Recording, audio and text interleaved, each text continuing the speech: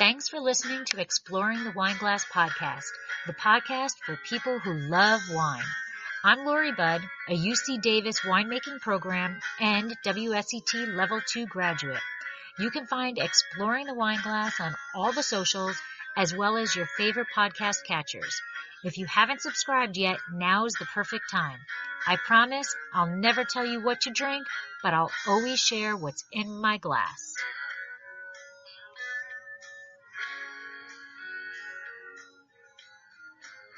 Welcome to Exploring the Wineglass podcast.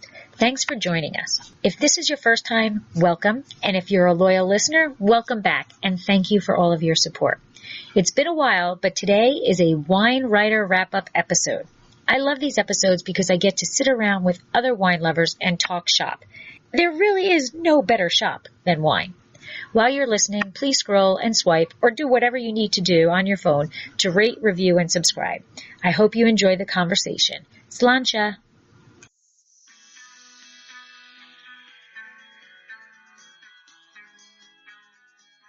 Welcome to Exploring the Wineglass, sponsored by Dracaena Wines. Tonight I am sitting down with some wine-loving friends for another episode of Wine Writer Wrap-Up. When you get a group of winos together, the topic that generally comes up is what is that wine that gets you into, or that got you into wine? What is that epiphany wine? So what is that wine that you found in your glass that you're like, whoa, this is awesome, and I need to have more of this, and I need to explore wine a little bit more. So let's do a round and introduce yourselves, and then we will get into what everybody's epiphany wine is. So Tina, why don't you go first? I am Tina Mori. Hello, everyone. I run Wine Studio, which is a wine education company on Twitter. That's it. There's so much more to you, Tina. Yeah, that's it. So boring. All right, Debbie, how about you? I'm Debbie G. Quindon, the Hudson Valley wine goddess, and that's all there is to me. Wow, we are more, but I don't want to be bored with it. We are short on the introductions today. Nicole, how about you? Hi, I'm Nicole Ruiz Hudson, and I write at the Psalms Table and Nibbling Gypsy, among other things. I'll keep it short today, too. And Martin? Oh, my God. I'm waiting for all of this introductions to flow out. Everybody's keeping it short. So my name is Martin Redmond. I write at Files Wine Blog. Started that in 2010. So I've been doing it for, coming up on 10 years now. Wow. And my daytime gig is that I am a financial executive. All right. All right. And for those who don't know, I am Lori Budd. I am your host, and I will keep it short too. UC Davis winemaking graduate and WSET Level 2 graduate. We'll stop with that. Okay. All right. So first and foremost, do people have wine in their glass tonight? Are we drinking tonight? I do. All right, Martin, what do you have? I'm drinking some Rostov. We're doing an event with the wine blogging friends this weekend, and Rostov is the topic. So I'm getting into it. I've never, the only wines I've had from Rostov previously were the sweet wines.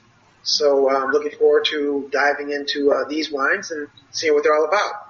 And when is that event? That is going to be Saturday the 16th. That's when the Twitter chat is. Awesome. Well, do you know what the hashtag is? We'll do a little shout out. Sure. It's Winophiles. Hashtag WINOPHILES. Perfect. Nicole, what's in your glass? Well, I'm having water right now because I was at a tasting event for most of the morning, but it was really good. It was a Alto Adige event, and there were some really lovely wines there.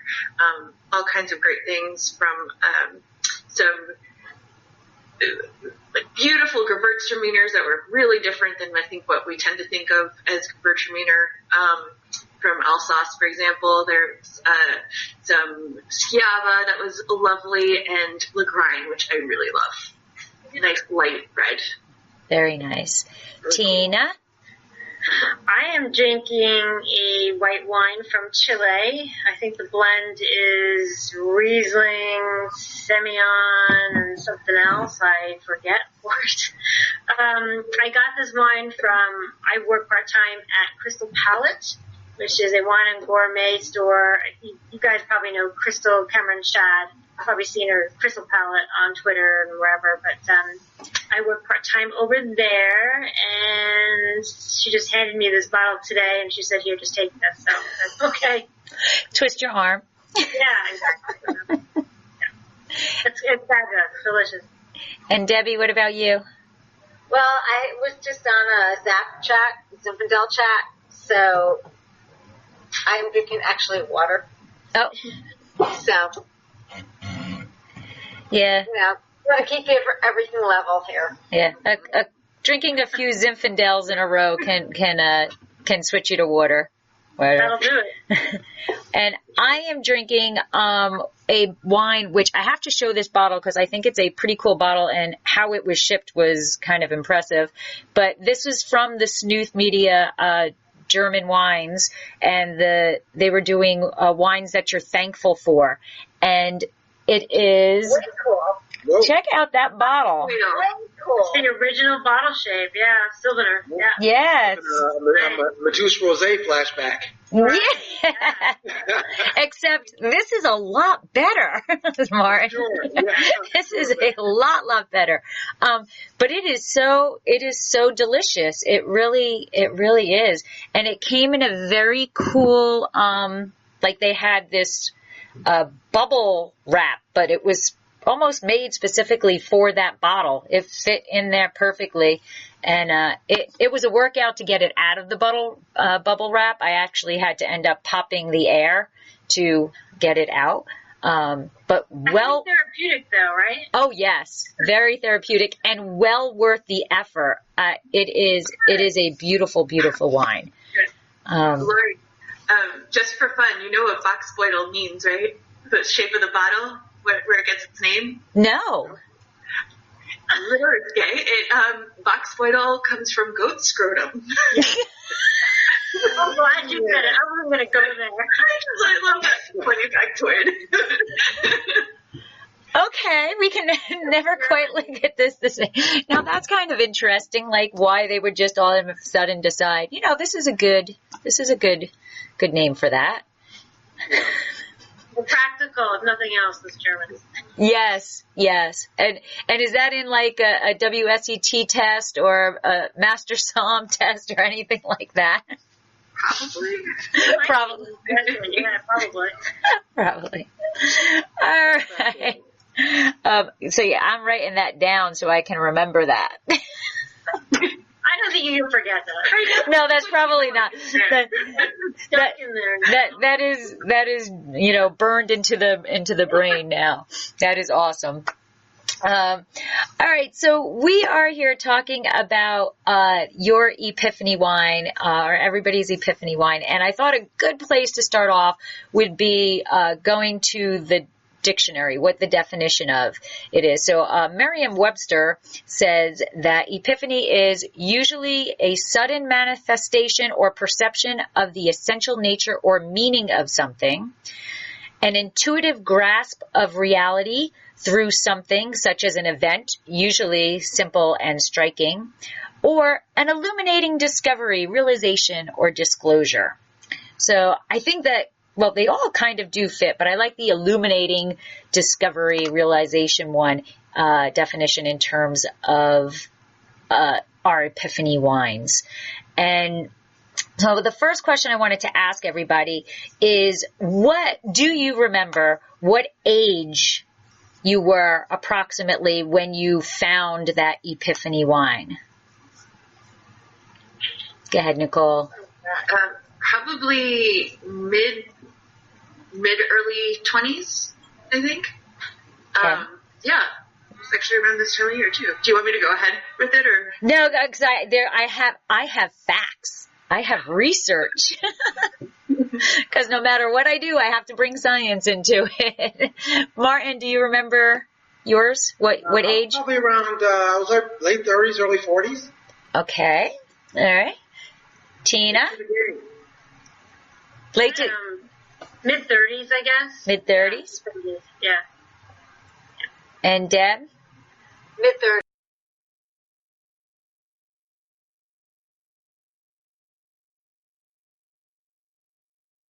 Married when I was 4 that I found my wine that I was like, wow, this is wine. So according to research, the precise age, which I don't know how they can say precise, but the precise age of most Americans have had their wine awakening is at age 29. Wow. Yeah. No. Wow. What's that based on? So the survey of 2,000 wine drinkers, which were commissioned by Jordan Winery, indicated most Americans don't really begin to appreciate wine till the very end of their 20s. 30% of them were introduced to wine by a friend, while 21% of them found it on their own, and 17% got into it because of their romantic partner. But Does it say anything about the demographics, like the age? that they I don't know. It doesn't say who they surveyed, but that's I'm sorry to be, yeah. I don't know, but 29. So in the late 20s. But 2,000 is kind of a decent populace for a study. I'm wondering if there's a difference between men and women in terms of the age. Is that a blended sort of thing? Yeah, that's pretty much all there was. They didn't say what, other than that there were 2,000 people surveyed. It didn't say whether they were male, female. Didn't say. It just says Americans. So it doesn't say nationality. It doesn't say anything other than 2,000 people. So, and I actually did look more because I can't, I was like right there, science. We need to do the demographics a little bit more, but I couldn't find anything else more. But I wonder if we reach out, if I'm really curious, I can reach out to Jordan and see if they actually have the survey, since it's their survey. But I thought 29 was young. I mean, even though I did it at 24, that was the wine that made me fall in love with wine. It wasn't until years later that I was able to afford the ability to enjoy real wine. So I thought that was kind of young. I think so too, especially for Americans. If we were talking about another country, I would say, well, maybe skewed old, but for Americans, I think that's young. Yeah, I thought so too. Yeah, I was kind of shocked by it because I don't know how many 29-year-olds are having, and I'm not saying that you have to have a $100 or $200 bottle of wine to be your epiphany wine, but I just don't know how many 29-year-olds have been introduced to better than, the low shelf wines. Well, keep in mind that number 29 is an average, right? So it's correct. More and less. So it could be the same situation as you, and then us, the rest of us, in our mid-30s. Right. So maybe that is correct. Well, I also was kind of mid-20s, I think, but I had we had a wine guide. We had somebody, family member who sort of led the way. Right. Yeah. And I think was that a family member or was that somebody else? It was a family member. It was my brother-in-law. Okay, yeah. See, and I think that would play a major role in it too. If you're surrounded by people who are drinking beer, let's say, then I think you would be introduced to wine later on. Whereas if you have a family member that's possibly older and is already had their wine love, they would introduce it to you. So, Sure. Well, just to add in, it was definitely one of those cases where, like, we were sort of getting interested, and he's already a wine lover and was already, at that point, already pretty, like, versed and had his collection growing. And as soon as he knew that we were interested, he was, like, ready to share. So, Nice friend. Yeah. But The thing about the wine community, it's if you find somebody that you think is gonna enjoy the wine, you're happy to share. It's just part of the community. That's what we do. I think that's 100% true. Exactly, smart. Yep. yeah, I agree with that. I think that the wine community just loves to share their passion with other wine lovers. And the bottle, you get a bunch of wine lovers together, and the bottles that show up and the bottles that get opened are incredible. I mean, at the restaurant, there is a customer that's going for his Wesset, and every time he's coming in, I'm bringing wines in for him. Right.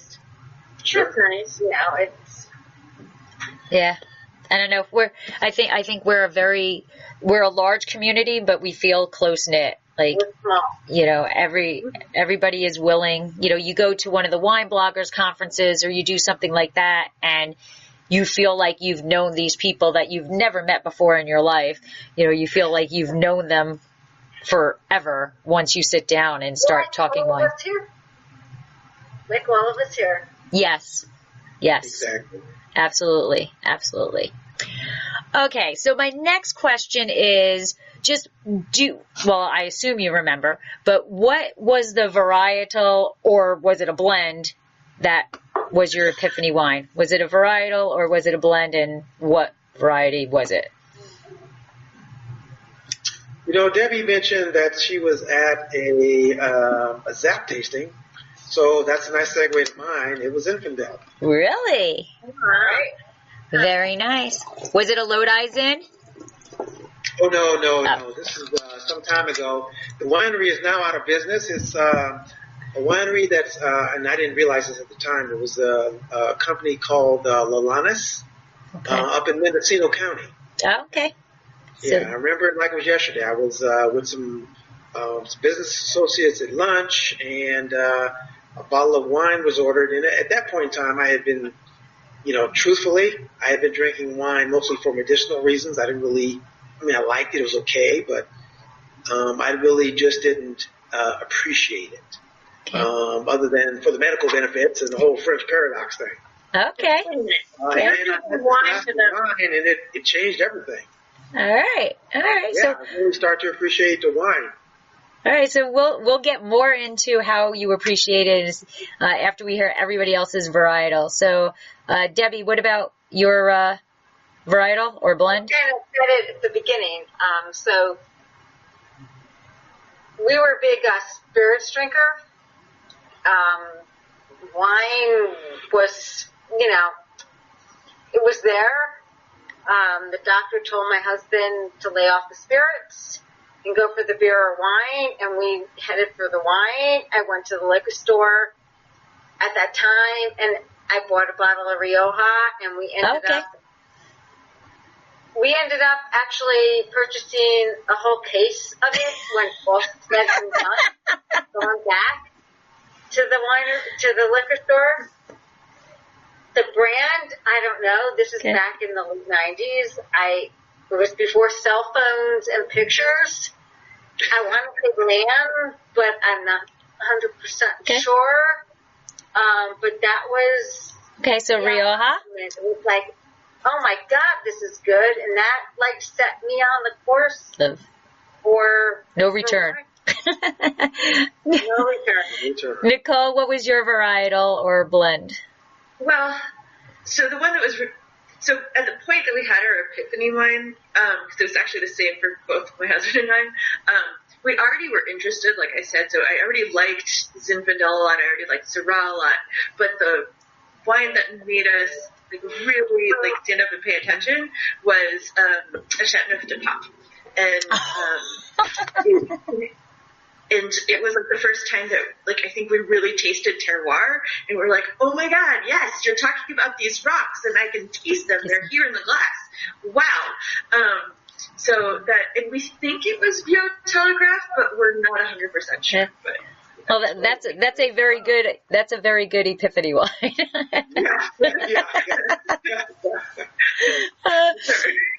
I was way into wine for a long time before I got my palate on a Chateau de Pop. Like I said, it's good to have a guide. Yes. All right, Tina, what varietal was yours? It was a 1910 Madeira. Oh wow! Yeah, 1910 Madeira. I think it was the sweeter, so maybe a Boal or a Malmsey, I would imagine, not the Verdeja or Serschel, but yeah, a Madeira. Wow. It was Wow. Yeah, it was amazing. 1910. What was that like? Well, I switched from being a pastry chef and went into wine, so it was pretty damn good. It was pretty damn good. It was really good. But I think what made it even better is where I had it. It was at the Herb Farm restaurant in Woodinville, Washington. So, you know, you're there at the setup. I don't know. Have you guys ever been to the Herb Farm in Woodinville? No. So it's definitely an experience. It was, 4.5 hours, 9 courses. Small, tiny, but it was theater. Is really what it was, or it still is. They're still in operation. I'd love to go back, but yeah, it was, it was an amazing experience. It wasn't just the wine. It was everything that is attached to wine. Service. Yeah, it was wild. Wow. Yeah. Wow. Yeah. So that puts my epiphany wine to like real shame. But mine was a 1992 Chardonnay. So that was the wine I was 24 years old, so that was the wine that made me say, oh, there's a difference between this other, for lack of a better word, plonk that we've been drinking, and this is really good wine. So I kind of laughed, Martin, that you said yours was a Zinfandel because according to research, the highest percentage of varietal that people cite as their epiphany wine is Zinfandel. Oh, wow. Right. Really? It's easy to like. Yeah, but that surprised me. Like, I love Zinfandel. Mike and I have always loved Zinfandel, but in my head, I don't see that as being somebody's aha, oh my God, this is what wine is moment. But according to the New York Post, that is the #1 varietal that people say is the epiphany wine. So Martin, woo, right in there with. Well, like I said, it's easy to like. See, now, I know a lot of people who don't like Zinfandel. They don't like that pepper. And it's, well, at least, our California's had. Zinfandel runs a spectrum. Right. It really does, yeah. Forward, or you got the pepper, it's not a level field. Right. Yeah, I think a lot of people don't realize how big that range is with Zin, that it can be sort of kind of on the lighter end, which maybe you don't see as often, but they exist, like that almost are, in that sort of bigger Pinot Noir Grenache camp, and then they can be really big and bold. And I think also Zinfandel perhaps has the problem that there's a lot of it out there, and I think a lot of people are drinking bad versions, and when there are some like really just spectacular versions that exist as well. Okay, I attended a Zap festival at Cork Buzz in New York, and we tasted 14 Zins, and one was from all different regions. It was all California, but all different regions, and one was better than the other. And, you know, I think one of the things that a lot of, like what Nicole's saying, there's, you know, variety there. There's a lot of Zinfandel that is alcohol in your face type Zinfandel. And there was one wine, and I don't remember which one it was, but there was one that was 15.5 alcohol, but it was so well balanced and so beautiful that I would have never guessed. In fact, they did that. They didn't tell us what the alcohol was on that one until after we tasted it.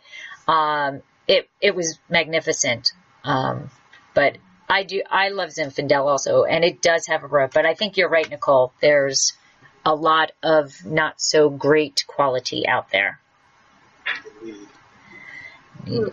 And I think it's a nice food wine, so I think that helps.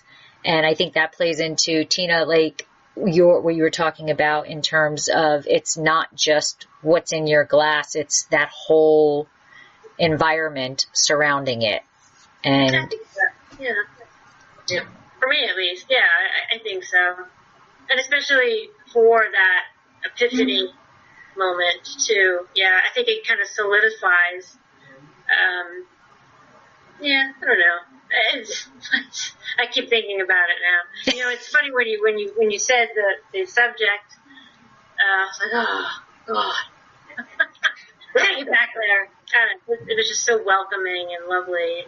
You know, I always remember it. So yeah, for me, it wasn't just the wine. Yeah, but obviously it was the wine that kind of. I'll stop talking. Sorry. No, because I'm curious. So how did that? So like I asked Nicole, how did that wine end up in your glass? How did the 1910 Madeira did somebody just say, hey, give this a shot? You know, give this a try? What? Like what? No, explain your experience. Yeah, it was part of the tasting.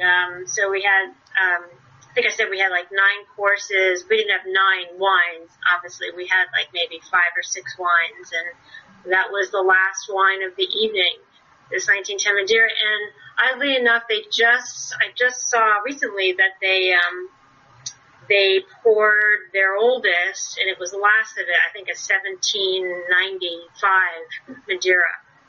That was the oldest that they poured, and the last of it, yeah. So can you imagine? Jeez. Wow. Yeah, so 1910, it seems like a youngin' compared to But, yeah. What food was that paired with? Do you recall? Oh, hell, Martin, I don't know. I think it was the end of the evening, so I would imagine some sort of cheese. They do a lot of, they don't necessarily, if I remember correctly, but they did some dessert, but it was never anything super sweet. Right. They did a lot of cheese course, obviously, so I would imagine it probably crossed over to like cheese and maybe a little bit of dessert, but okay. I honestly don't remember. I probably have it somewhere, the menu, but yeah. So anyway, but yeah, that was just I'll just never forget that they opened the curtain to the kitchen, which was right there. And they introduced everyone from the dishwasher, up to the master sommelier. So, and there were, I think, 4 somms on the floor. So, yeah, it was crazy. And it was crazy too. What made you attend that event? Was it? So my husband, he was going to be traveling the area, and he's like, do you want to go? And of course my initial answer to everything is no. He's like, I think we should go, Tina. He's like, it would be fun and blah blah blah. And we stayed right next door. They have rooms there upstairs, but they were way too expensive, so we stayed right next door. I think it's called the Barking Frog or something like that. So yeah, it was my husband. He forced me. Yeah, it was well worth it. Yeah, it was fun, great, really great. Did you walk out and he said, "No, I told you we should go"? I think so. I'm pretty sure he said exactly that. Yeah. Yeah. All right, Debbie. In our marriage, apparently. Yeah. What? That's a theme. I think that's a theme in a lot of marriages. I think so too. I know. All right, Debbie, so share your actual experience. So, as I said at the beginning, when I was like off track, so way back in the 90s, my husband was told to lay off the beer, or lay off the hard alcohol. So he was a Scotch guy, divorced, and I was a vodka girl. And so the doctor said, go to beer or wine. So I said, I'll go to the liquor store, and I ended up buying a bottle of Rioja. And the brand, I don't know. I just know it was a orangish, reddish label. Looking back, it could have been a Lan. I have no idea. But we ended up going back and buying like the entire case that this liquor store had over a couple weeks. And that was like our aha moment. And it was just like, that was the wine, and we never went back. Did you just drink it on its own, or did you pair it with something? And we drank it on its own with whatever we were making for dinner. We had 2 young kids at that time. I mean, our kids were born in 92 and 94, so this is probably like 98, so it was just like, it kind of just blended in. And I'll never forget when I went back to get more, and they were like, we don't have any. I turned around and walked out. I'm like, okay, now what do I do? That was really both of our epiphanies for wine. And, I, over the years, took the road that I took, and my husband ended up in the winemaking, field. So it's interesting how you end up, my passion is to educate people on wine and so that they can find the wine that they like. Might not necessarily be the wine that I like, but, whatever it is. And he took the winemaking route, and that's it. That's where we're history, as they say. Right. All right, so Martin, tell us about that luncheon for Zinfandel. I was out to a business lunch, and this kind of Silicon Valley high-tech sort of stuff. We had a little ping pong table at the company and that type of stuff. So we all went out to lunch, and it wasn't unusual to order a little wine or beer at the time. And the guy who was the president of the company was a wine drinker. And so he ordered some wine, and we had that with lunch. I have no idea what I had for lunch, but I remember this wine, which I thought was fabulous. It was better than any wine I had up to that point in time. It was just so delicious. I mean, that's sometimes we get so wrapped up in all this other stuff and just forget that we like the wine because it tastes good. And it was tasted better than any wine I had up to that point. What do we say about Zinfandel? What is it? Lip smacking good? Is that right? Yeah. Yeah. And you know what? I heard someone say earlier about the wide range of Zinfandel. I think the other thing is, and this is at least my experience, Zinfandel can be bought at a variety of price points. And people tend to bug us. Oh, yeah, I'm not going to buy. I wouldn't pay $75 for a bottle of Zin, but I would pay $75 for a bottle of Cab. Having said that, the wines I was drinking at that point were probably, $10 bottles of wine. So I probably had a, $10 bottle of Zinfandel. Once I had that Zinfandel, then I tried to go out and find a $10 bottle of Bordeaux. It did not work. And, it's just, you can do that with Zin, but you may not be able to do it with the Rhone wine, or right. At least on that Rhone, you wouldn't be able to do it with CDP. So it's just easy to like. Right.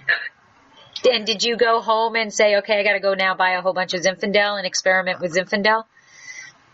I did not, but the first real wine club that I joined was Rosenblum. Oh, So if you went the 3 R's of Zinfandel, Ridge, Ravenswood, and Rosenblum, then those are all the. And it's this day I'm a member of Ridge. Oh. I never got into the Ravenswood thing, but I was already in the Rosenblum and the Ridge thing. But at that point, Rosenblum was making. They had to be making 20 different Zinfandels. Yeah. So that set me on the Zinfandel course for sure.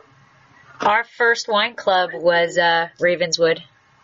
Oh, how nice! Yeah. Yeah, we went in and we went to go do a tasting, and he was like, "You're the only ones here. It's boring. Let's go take a tour." And So is it Joel? yeah, Yeah. took us everywhere. Everywhere, and somewhere, like 8 moves later, I still have the pin that says "No Wimpy Wines" that he gave us. But yeah, that was Tina, that really had a lot to do with the experience too, because Joel walking us around on this one-on-one tour and showing us every little thing about the wine and the winery, and I think that might have been our first barrel samples. And, all of this stuff it was so amazing. And, I love the Ravens and, the whole concept of no wimpy wines. I loved it. And that was our first wine club. And then we went to Ridge, who has amazing wines. But, we were again, poor at that point, and one wine club was all we were going to sign up for on that trip. Yeah. Yeah. All right, Nicole. CDP us. I will say that even though that Zin and Zara had their part to play, because they were to your point, Martin, about Zin being delicious, they were sort of the wines that sort of drew us in first and got us to start paying attention and tasting more in California, but then it was that Chateauneuf du Pape that they just clinched it. But that was actually around this time of year. It was around Thanksgiving, because even when we lived in LA and New York, Thanksgiving is always almost always here in the Bay Area, and we went over to my brother-in-law Dave's house one night and to hang out there. I think must have been the day before. Around there, but, and we were just standing there. He'd heard that we were interested in wine, and he was like, "Okay, let me pour you something." And I remember just kind of standing around his kitchen at the time, nibbling on cheese and trying this wine, and it sort of blowing our minds in terms of the terroir and how we could actually taste that now. Right. Did you start to bring the bottle closer to your side? I think he's pretty generous, still to this day. There still are some of our favorite people to go have dinner with, and he always opens a bunch of bottles, so I'm pretty sure that I'm almost positive he would have had more going on. It was just that Chateauneuf du Pape that, really cracked me.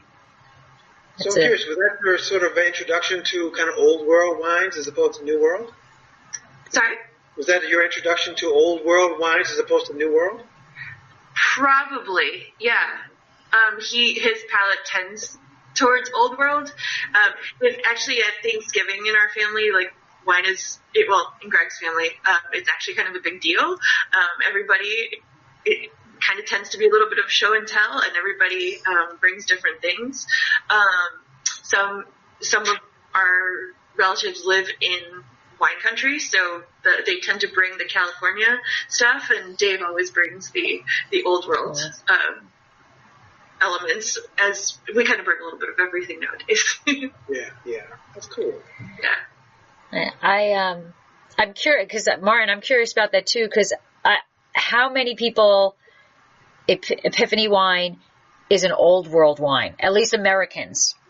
How many is an old world wine? Because I think that more Americans are drinking, a California wine or something like that. And I think your palate needs to kind of be trained a bit more to drink those old world, to actually drink them and realize what you're drinking. And now a word from our sponsor. Exploring the Wine Glass is brought to you by Dracaena Wines. Dracaena Wines is an artisan winery located in Paso Robles, California. They have been producing wine since 2013. Their first vintage began with one wine, their classic Cabernet Franc, which received a 91 in Wine Enthusiast. Since then, they have increased production, received several accolades, including double gold medals in the San Francisco Chronicle Wine Competition and consistent 90-plus ratings. In addition to their classic Cabernet Franc, they now produce a single vineyard, single clone reserve Cabernet Franc and a rosé of Syrah. Although they've increased production every year, they continue to sell out each vintage. Find out more about Dracaena Wines and their award-winning wines at dracaenawines.com and let them help turn your moments into great memories.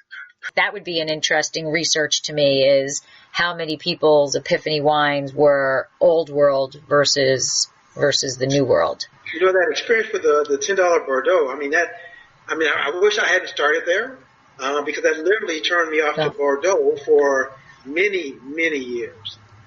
And I appreciate them now, but it took a long time to go back because of that really bad experience starting out with Bordeaux.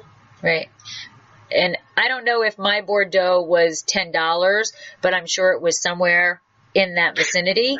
And it was the same thing. I did not like it, and it just wasn't my palate. And, when I won the Millesime Award, and I went into panic mode because I'm like, oh my God, this is Bordeaux, and I know nothing about it because we never drink it because we don't like Bordeaux. But then when I went there and I got to experience those wines, yes. now I'm buying Bordeaux, and it's interesting because Mike, my husband, he still only has had that experience of the cheaper Bordeaux. And he's very much yes dear, so lets me buy my Bordeaux. But we haven't opened any of them because they're Bordeaux. Right. But when I buy more Bordeaux, he's like, really? More? He's like, whatever, but they are beautiful wines and so elaborate, so many layers.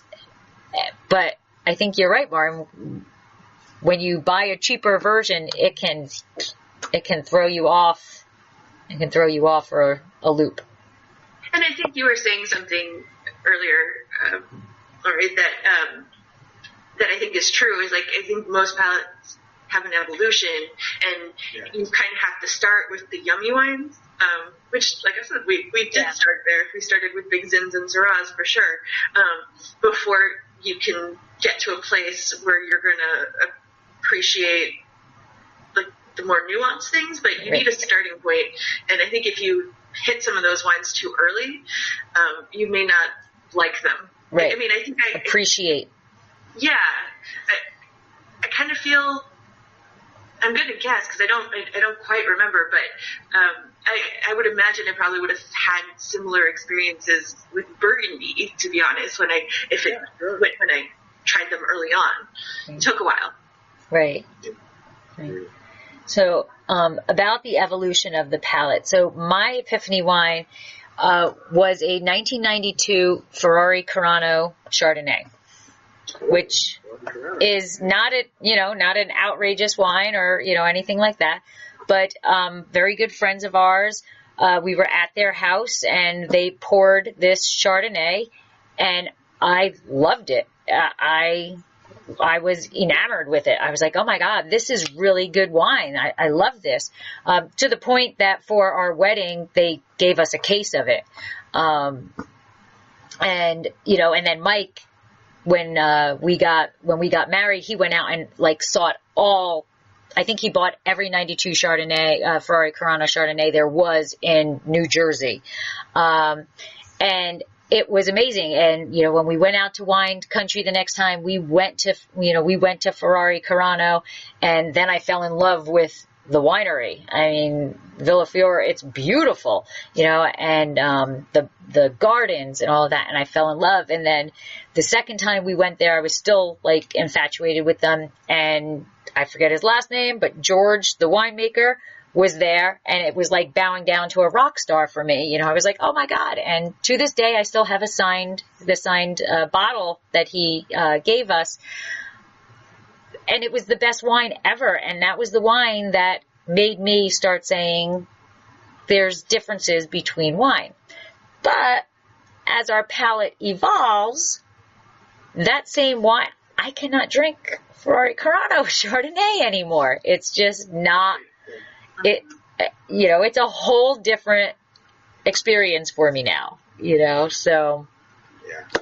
I mean, I don't know. I tend to think if I was drinking in 1910 Madeira again, I would probably still feel the same way about it. I agree. So when people ask you guys, because inevitably everybody does, because we're in the wine industry, when people ask you guys, so what's your favorite wine? What do you say? I do the cop out, whatever's in my glass. Sure. Whatever I have a yearning for. Yeah. Okay. What is my favorite wine now? That's a tough question. Wow. I would say the largest percentage of wine I have is Syrah.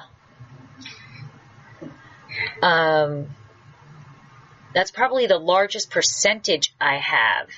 And that's probably because we just belong to Cayuse, and he ships us a case a year, and you just physically cannot drink that much of that.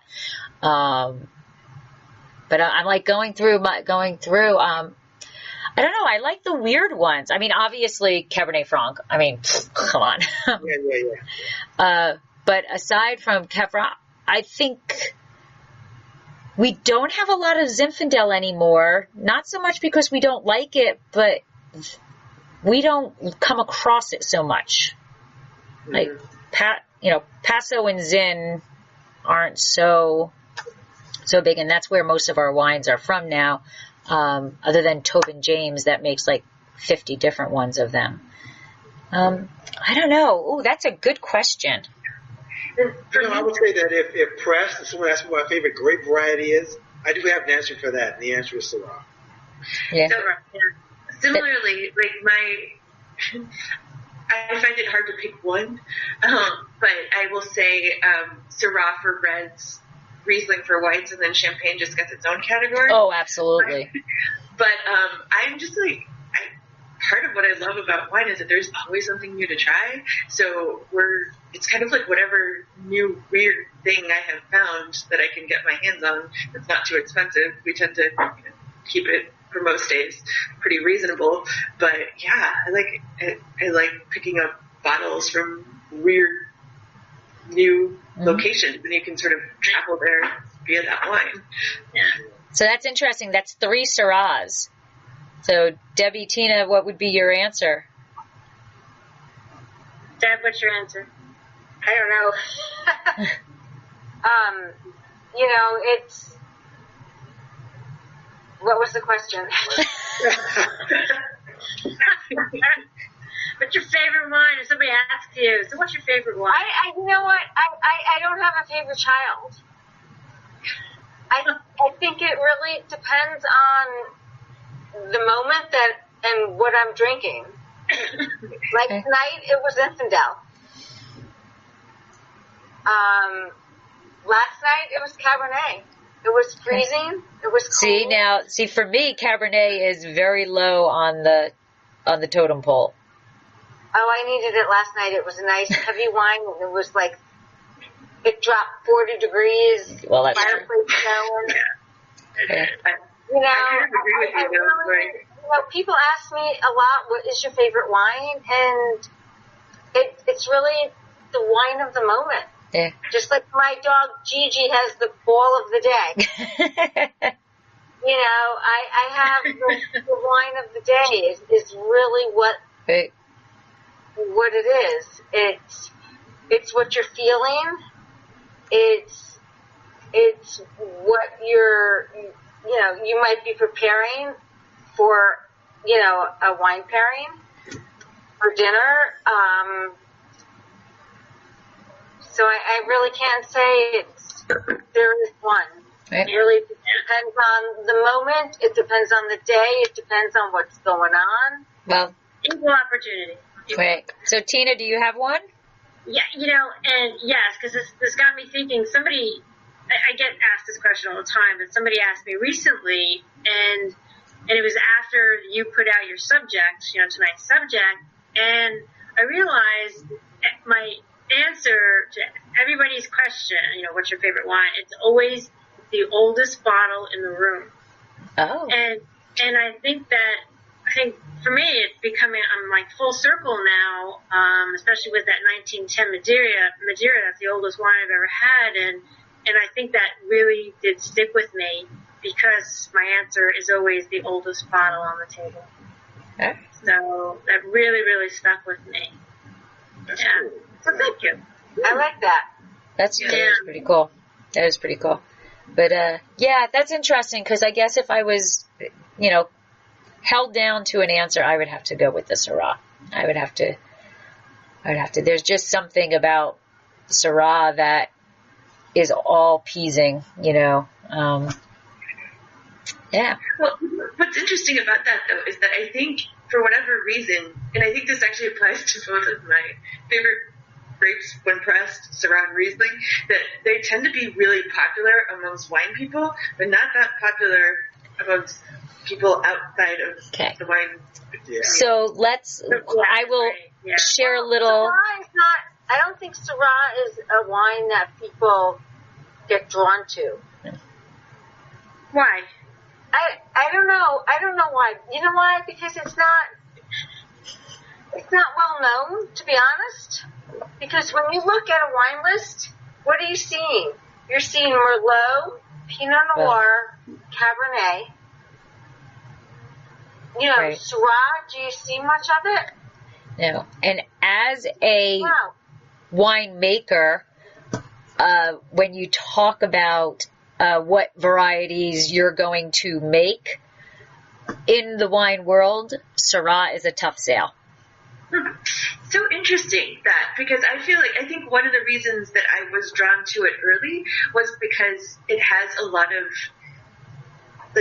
we talk about zin, and zin is delicious, and it has these yummy flavors with big fruit and a little bit of spice, and I think that's what I was also drawn to in Syrah in the beginning. So I wonder what makes them different in that way that Syrah somehow doesn't draw people in the same way. Media? Syrah was a very brooding grape. Brooding? Yeah, brooding. I don't know. It's just kind of, whenever I think of Syrah, I think of, rock stars with long hair and just, I don't know why. It's just silly, but I do. And I just don't think that Syrah gets any love from the majority of consumers. Like you guys said, it's really kind of the wine world. Why is that? I don't know. It's always been a hard sell for some reason or other. Doesn't get media publicity. There's no advocate out there for Syrah. Except Northern Rhone. Everybody loves Northern Rhone, so why? Well, no. Wine people. They don't know what the grape is that's in that wine that they're drinking. Wine people know Northern Rhone. But the average consumer does not. Right. Yeah. That's true. If you think about the average consumer who's probably going down to the local grocery store to buy a bottle of wine, and they may be buying it based upon the label or the packaging. That's I think sometimes we get, we're all geeks, and so we forget about the average consumer who, again, is just buying it off the label or whatever. And if you go to your average grocery store, how much Syrah do you see? Right. That's true. Yeah, that's true. Why? Why is that? Right. Well, that's what I was going to say. That's a chicken egg thing. Yeah. Whatever sells. For sure. Right. On the shelf. Right. Yeah. So if there were more Syrah on the shelf, do you think people will pick them up? Sure, right? I think so. They're there. I think if they had the right shelf talkers. Shelf talkers, yeah, shelf talkers, yeah. Yeah. I mean, who doesn't? I mean, Syrah is what? Bacon, right? What else? Who doesn't like bacon? Syrah should have its moment right now. Why are we taking There's no food group. There's a food group, for gosh sake. I mean, I don't understand why it's a tough sell. I think it's, like you said, it's got the bacon. It doesn't have the harsh tannins. It's a little softer. It's, the flavors. It's not jammy in your face fruit. Kill you with the fruit. There's nice layers to a Syrah. It's beautiful wine, but it's a tough sell. And it could be that it's just the Northern Rhone, yes, but nobody knows that, unless you're a wine geek, nobody knows that that's the Syrah. I agree.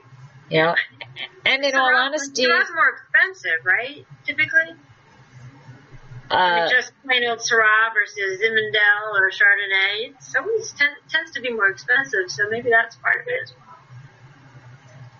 That could be. I'm not sure. It's more. Some people, coming to Tina, people think, they see the, Cab, Merlot, Pinot, and the price points. And Syrah, you're right.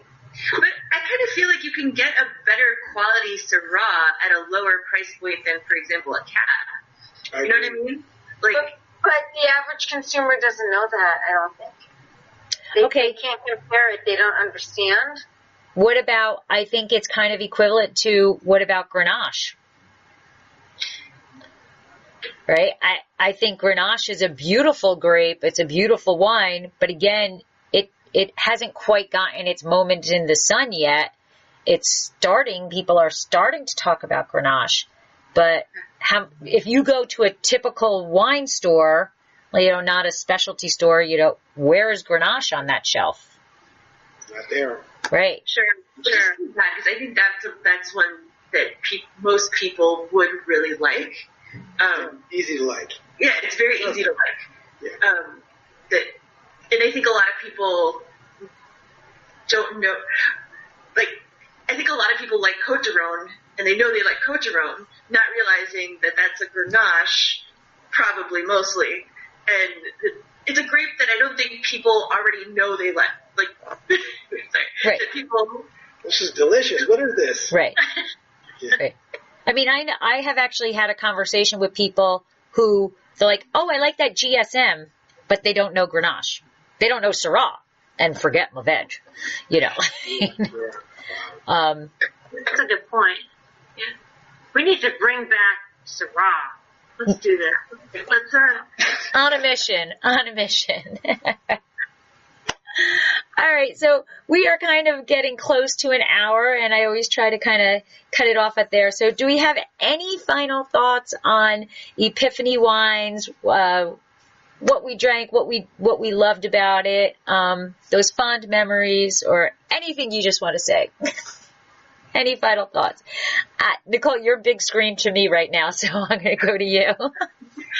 I don't know. I mean, I think it's just a question of keep tasting and keep sharing and try new things. And sometimes even if you think you don't like one thing, challenge yourself and try it again because, there are many different versions of every grape, even from the same place. Absolutely. I agree with that. I agree too. Martin, that kind of leads into what you were saying about, your first Bordeaux and now, Yeah, I was in Bordeaux last fall. I had a great time. And I don't have a lot of Bordeaux in my cellar. I do, I'm kind of a think global, drink local kind of a guy. So I have plenty of California cab. Actually, I've been a member of Ridge for a number of years. Love those cabs. And I love, the thing for me, and I will say this about Zinfandel. Zinfandel is the grape that helped me to understand the difference between drinking a wine that was 100% of one variety and then having something that was a blend of several things. It was after tasting a bunch of Zinfandel. I love Zinfandel. And then I started drinking Zinfandel that had a little Petit Syrah in it or a little bit of Alicante Boucher. And then I realized, oh, you know what? I love blends. And so it was really a launching point to, it's the same thing with Bordeaux's or Rhones or lots of different wines, Italian wines, etc. I'm always going to generally prefer a blend to just the one grape, except for maybe Syrah. But even Syrah benefits from Viognier or whatever else. Mm-hmm. Good point. All right. Tina? I just need to be drinking more Madeira, apparently. I mean, they're expensive, obviously, but they last forever. They do. They literally obviously they last forever. So yeah, I'm gonna drink more Madeira. Yeah. Nina, earlier you said I asked you about what was paired with the Madeira. I went to a friend's house the other night for a wine tasting. So he called me over to his cellar. He says, I want to drink this wine with you. It was a 1950 or 60 Madeira. He says, we got to find something to pair it with. And I'm like, can you just drink it on the phone, or you need to pair it with something? And he's literally just waiting for the right meal to drink the wine. God. I was asking you. Because I really don't know. I think it depends. I think you got to treat it as obviously it's a dessert wine. The Bols and Malmseys are dessert wine.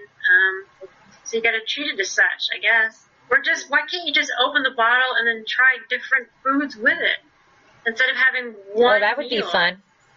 God. Good point. It's a big bottle. $7.50. You got a long way to go. A lot of alcohol. So. Yeah, it's like 18-20% alcohol in that bad boy. Yeah. That would be fun. What do they call those? A potluck? Everybody bring a dish. And Yeah. You let me know when you do that, Martin, because I want to be. I will do that. Tina will be flying in for that. Yeah. Running. Debbie, any final words on Epiphany? I think, when you find that wine that you like, run with it, but also keep in mind vintages and things change, and keep an open mind and try different things. And always try different wines, because you never know when all of a sudden you're going to be like, oh my God, I really like this wine too. Mm-hmm. Don't get stuck on one wine. Right. Yeah. Absolutely. And I think that I agree with that very much so, because, and I guess my final concept would be, just because you've had one Epiphany wine doesn't mean you can't have another Epiphany wine. Yeah. Because when I was in Bordeaux and I was in Saint-Emilion, man, I was having epiphany after epiphany of this is wine, and and then you just experience something else, and it doesn't have to be so different, like the Chardonnay versus a Saint-Emilion. You can have different wines that take you to a different level, and for whatever reason, because it's in your glass or because of that experience that surrounds it, the people you're with, or any of that. But as I say over the time, best way to learn about wine is to just keep pouring more wine. Yeah. All right. So you guys know, Wine Writers Wrap Up, my favorite part is the end with the riddle. Yeah. Riddle. Okay. This is a really, really short one. Okay. So, if you drop me from the greatest height, I will survive. But if you place me in water, I will be destroyed.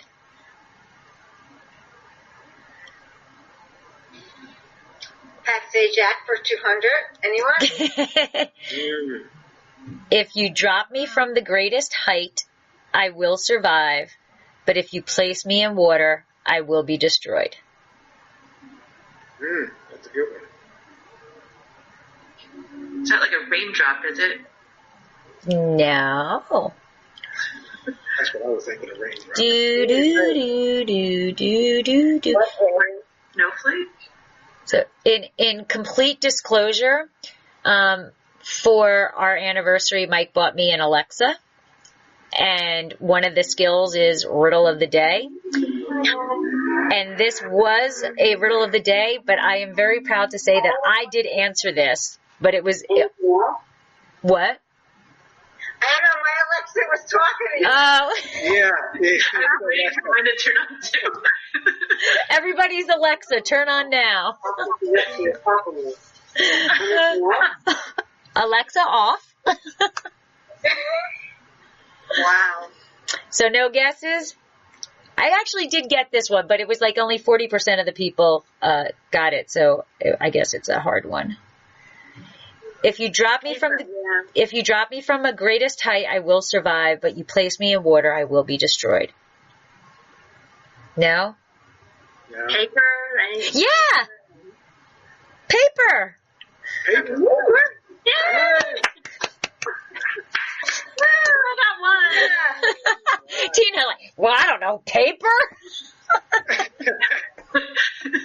When my dog gets it in her mouth, it's destroyed. So. There you go. Paper. All right. So at this point, I'm just going to give you guys 1 minute ish each to tell everybody where they can find you on the socials, or if you're being involved in something that you want to share with people. Let them know how they can follow you and pay attention to you on the socials. So, Debbie, why don't you go first? I'm Debbie G. Aquindo, the Hudson Valley Wine Goddess. You can follow me at HudsonValleyWineGoddess.com, and you can find me on all the social media platforms, HV Wine Goddess. And also, I'm co-owner of Kitchen 330 in Stone Harbor, New Jersey, and you can find me there as well. Okay. Tina. Tina Mori. I own #WineStudio, Wine Education, Twitter chat. I also work at Crystal Palette, and we're actually doing, I know you guys can't make it, obviously, but we're doing the 10 cruise of Beaujolais on Saturday. Wow. Yeah. Oh my God, I drive down just for that. Yeah, it's amazing. Yeah, nobody does it. I don't know. So We're we're a goddamn restaurant to go to.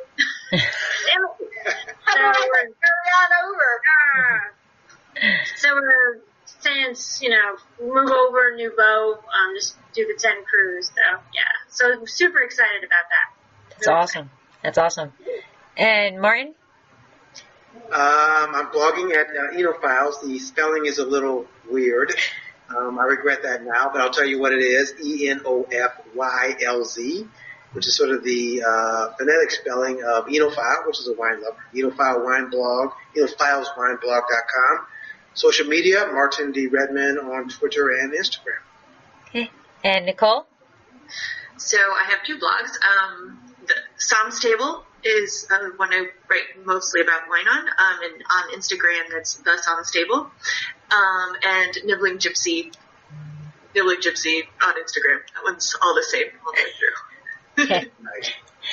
And I am Lori, and you can find me on 2 socials. So for the winery is Dracaena Wines across the board, including DracenaWines.com. And then I was, crazy enough to start a second business, Exploring the Wineglass. So that is everywhere, Exploring the Wineglass, except on Twitter that did not allow me to use that many letters. So it's Explore without the E, Wineglass. And what I want to just share with everybody is we are getting super, super close to Cab Franc Day, which is December 4th. So I will be spending the next few weeks promoting that and getting some wineries out and getting some samples to some bloggers. And please join us on December 4th for the Twitter chat. It'll be 8 p.m. Eastern Time. So join in the fun. So, Very cool. One of my favorite wine holidays. Yay! So thank you very much, guys, for joining me and taking your evening away to share your Epiphany wines. And I hope to see you on another Wine Writers Wrap-Up soon. Okay, thanks, everybody. Great seeing you. Bye, Sláinte. Yeah, bye-bye.